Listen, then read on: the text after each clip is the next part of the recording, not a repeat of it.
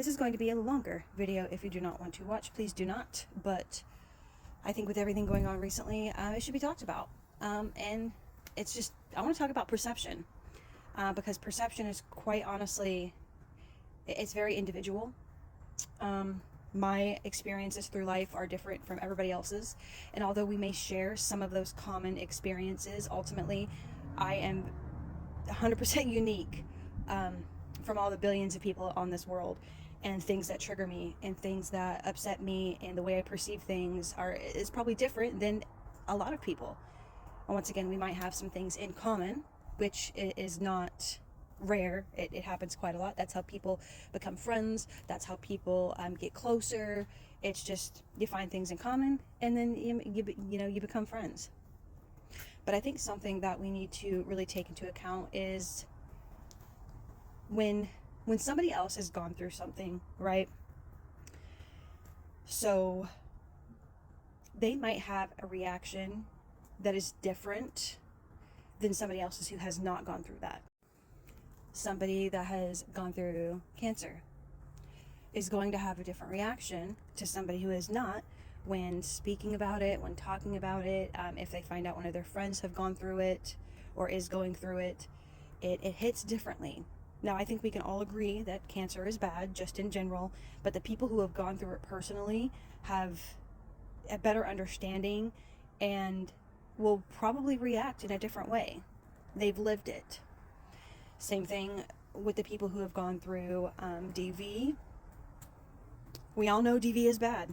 It's a common knowledge, DV is bad, but the people who have lived it will have a different perception on it than the others who have not. So I just want everybody to keep thinking about that. There's billions of people on this world.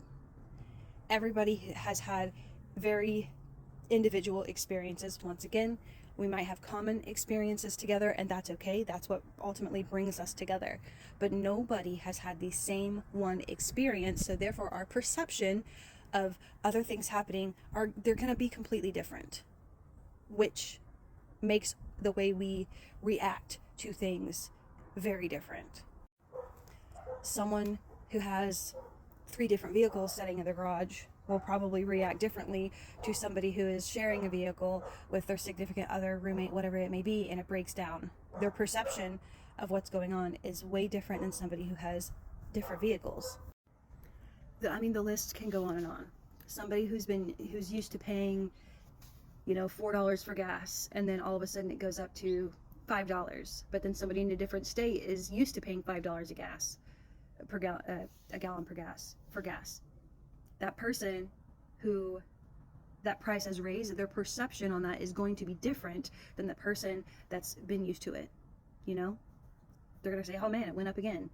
Like, that's an extra $1. But the other person who's been paying it, they're gonna have a different perception of things because that's what they're used to. That's what they're used to. So the reason why I'm talking about this is because there's been a whole lot of nonsense going on between people, and just because you haven't gone through that situation and you can freely talk about it without it triggering you or without it upsetting you, does not mean that somebody else cannot perceive it differently. If they have gone through that thing and it triggers them, that is their perception of things. And it's all about perception. It doesn't matter if you were respectful. It doesn't matter if you tried to make sure you did it the right way. It doesn't matter. Somebody's trigger is their trigger. And now we're all responsible for our triggers, right? But perception is so important. You might be talking about something and you might not realize that the other person is feeling attacked or is feeling the way that they do. That's why it's so important to communicate with other people and realize that and think about that whenever you talk about certain things, especially if it involves somebody else. And even if you were just simply speaking on something that happened or revisiting something that happened in the past, that doesn't mean that that person who might feel attacked is not valid, like their feelings aren't valid. Because if they have gone through something and hashed it out and talked about it over and over and over again, then they very well may feel attacked. And that's their perception of things. It doesn't mean that it's a lie. It doesn't mean that it's wrong. It's their perception of their reality. because they have gone through this before. And I think we just all need to realize that just because it doesn't affect you in the way that it affects them does not mean that they are lying. It does not mean that they are making things up. It doesn't mean that they are trash talking or whatever. That is the way that it makes them feel. And that is very personal for them. It doesn't make them a liar. It just means that that's the way they're perceiving things. And maybe people will know what I'm talking about. Maybe they won't. That's fine.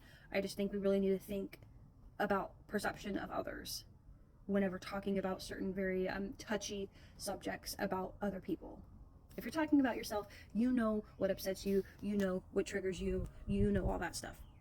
But when it comes to somebody else's experiences, we do not have that same perception that they do. So it's not on us to invalidate the way that they feel whenever we speak about something they went through. And I think we all need to remember that.